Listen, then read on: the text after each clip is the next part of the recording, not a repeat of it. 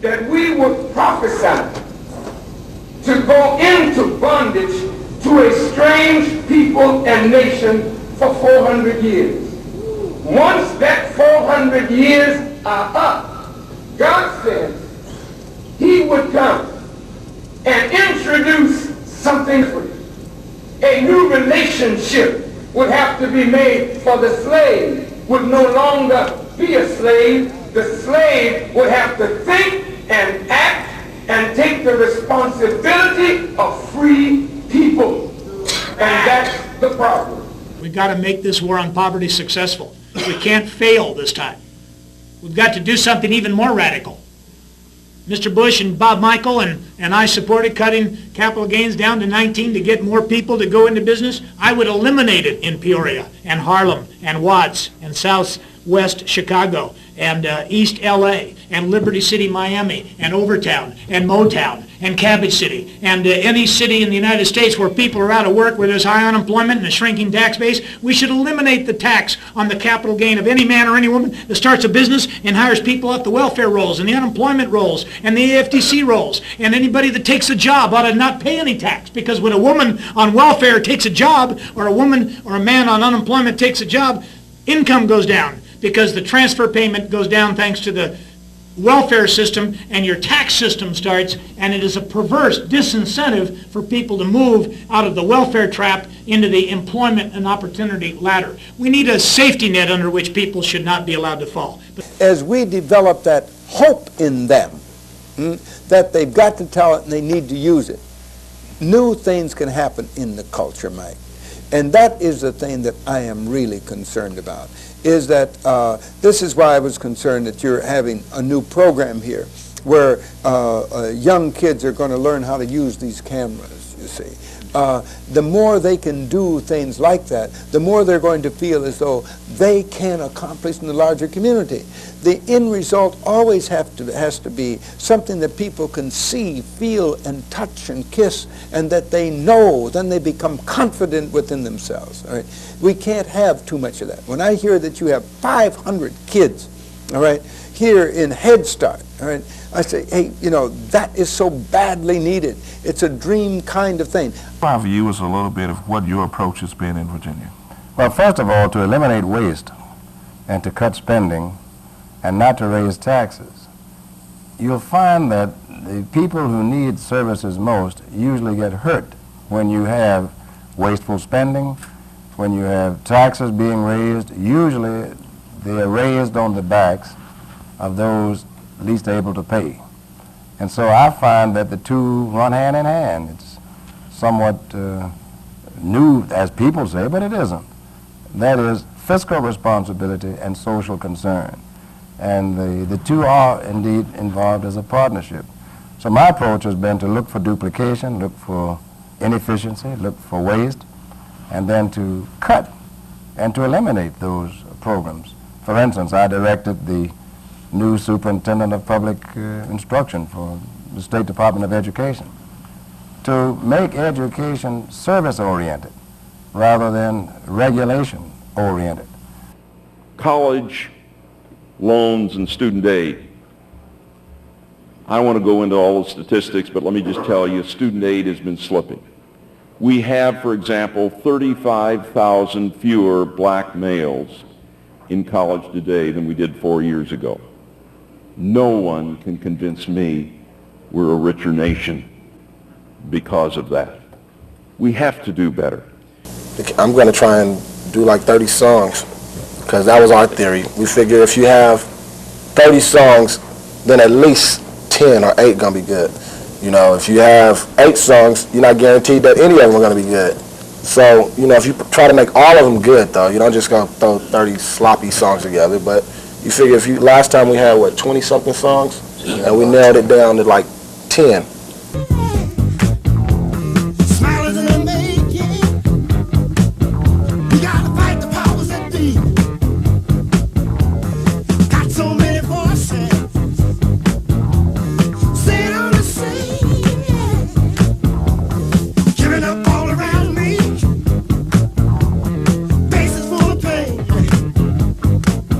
Truly wasted.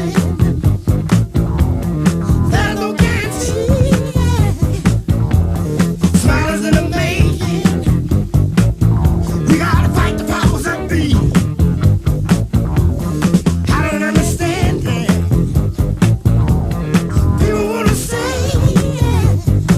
matter is that this issue is about Caterpillar, but it's also about the future of America, and it's about the future of our middle class and of our working people and the future of our communities. The question here is whether or not we will allow corporate greed, and that's the exact right word, to break down the hard-fought gains that working men and women have achieved, and whether or not we will pursue in this country a high-wage, high-productivity strategy or a low-wage strategy that will put us on the slippery slope to decline.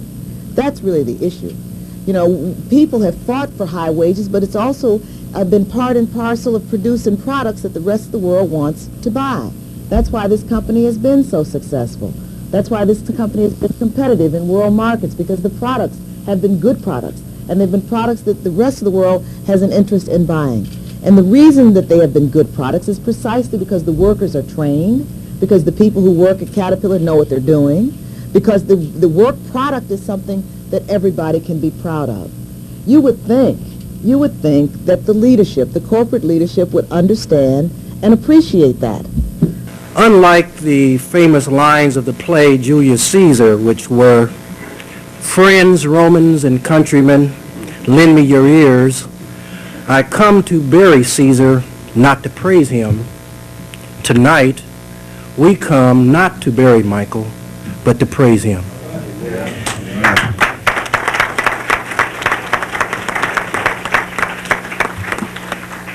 To praise him for all that he has done throughout the years to improve the quality of life for literally thousands of individuals, both black and white, young and old. If you feel what I've been feeling,